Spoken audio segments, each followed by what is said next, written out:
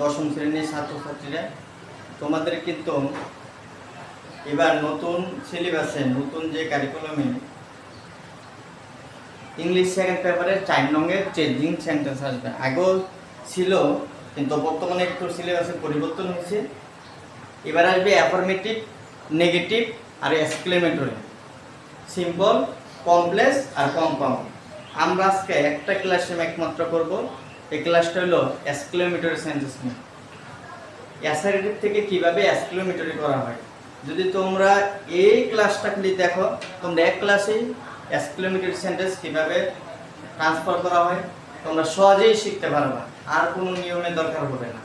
এখন তোমাদের মনোযোগ, তোমরা এগুলো শিখবে ভালোভাবে। এখানে দেখো 4টা রুল। কয়টা রুল শিখতে হবে? 4টি রুল। তো 4টি রুলের মধ্যে দেখো, রুল 1 যেটা স্ট্রাকচার, যেটা বলে এক্সক্লেমেটরি সেন্টেন্স কিভাবে চিনবা। মানে একটা স্ট্রাকচার থাকতে হবে না সব সেন্টেন্সের।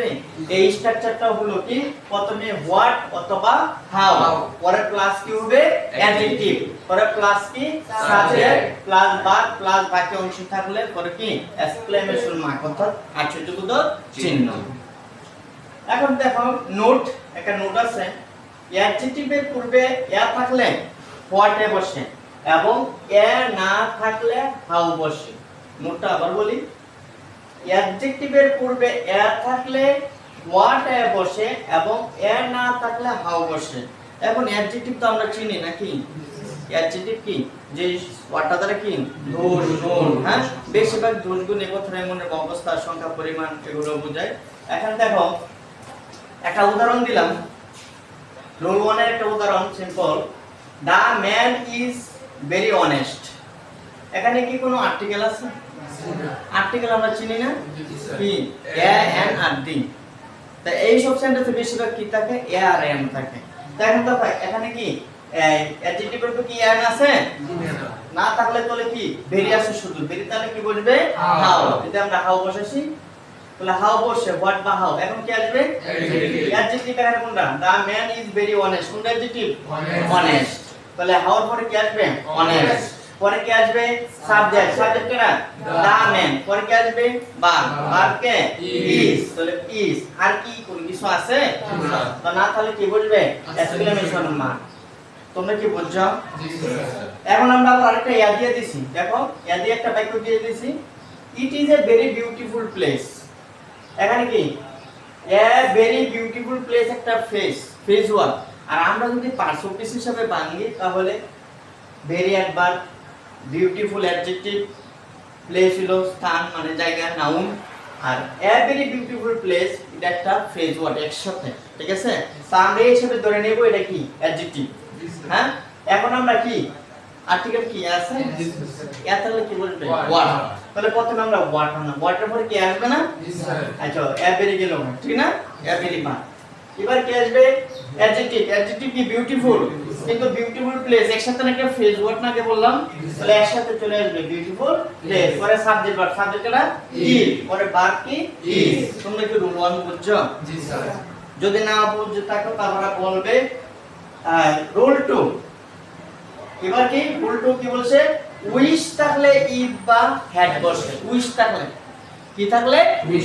তাহলে উইশ। দেখো একটা উদাহরণ দিছি, একটাই দিছি, একের অধিক দেইনি, কারণ যদি ব্যতিক্রম কোনো কিছু আসে থাকে তাহলে বলবা, তারপরে এটা বুঝিয়ে দেব। তাহলে কি I wish I had. Wish তাহলে কি বসে? ইফ বা had. I wish I had the wings of a bird. তাহলে না উইশ আছে, আই উইশ পরিবর্তে কি বসে? ইফ বা হ্যাড। তাহলে দাও আই উইশ বাদ দিয়ে দিই আমরা, ঠিক না? আই উইশ যদি আমরা বাদ দিয়ে দিই তাহলে কি বলবে? ইফ। পরে কি আছে? I had the wings of a bird.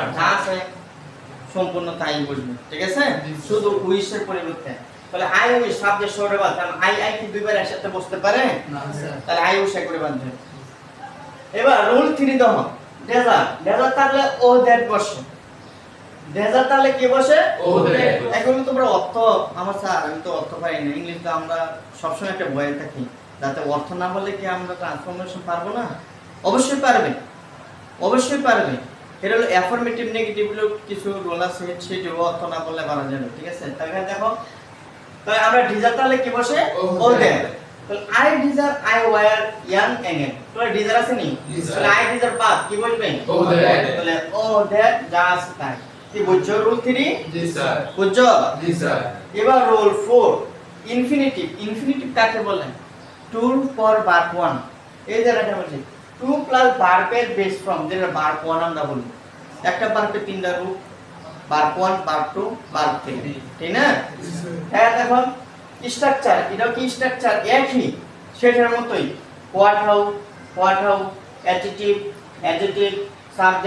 Subject এবারে ভার্ব হলে মানে এখানে মেইন ভার্ব বলতে পারে আর এখানে কি আছে বি ভার্ব কি হতে হবে বি ভার্ব প্লাস এবারে ইনফিনিটিভ সবাই একই না জি স্যার একই বলে দেখো একটা উদাহরণ I was excited to C the sea beach তাহলে আমরা এখানে কি না আর্টিকেল আছে আর্টিকেল আছে যদি আর্টিকেল থাকতো আমরা কি আনলাম বলে হোয়াট আর্টিকেল তাহলে কি আনলাম বলে হোয়াট কি বসাইলাম বলে হোয়াট এখন আর্টিকেল নাই তাহলে কি হবে হাউ পরে অ্যাডজেক্টিভ কে এই ধরে এক্সাইটেড অ্যাডজেক্টিভ কে কারণ টু সি তো ইনফিনিটিভ বলে ইনফিনিটিভের অংশ ঠিক না তাহলে হাউ পরে এক্সাইটেড পরে কি আসবে সাবজেক্ট কে আই পরে কি আসবে বিভাগ কে ওয়াজ তাহলে ওয়াজ আসলো তারপরে কি ইনফিনিটিভ সহ বাকি অংশ তাহলে টু সিনটা এবারে এক্সক্লেমেশন মার্কটা কিন্তু সব সময় বসাতে হবে এটা যদি না বসাও তাহলে কিন্তু সবার শেষে এক্সক্লেমেশন মার্ক বসাতে হবে এটা না বসালে কি কাটা যাবে কিন্তু নাম্বার কিন্তু পাবে না কি তোমরা কি চারটি রুল বুঝছো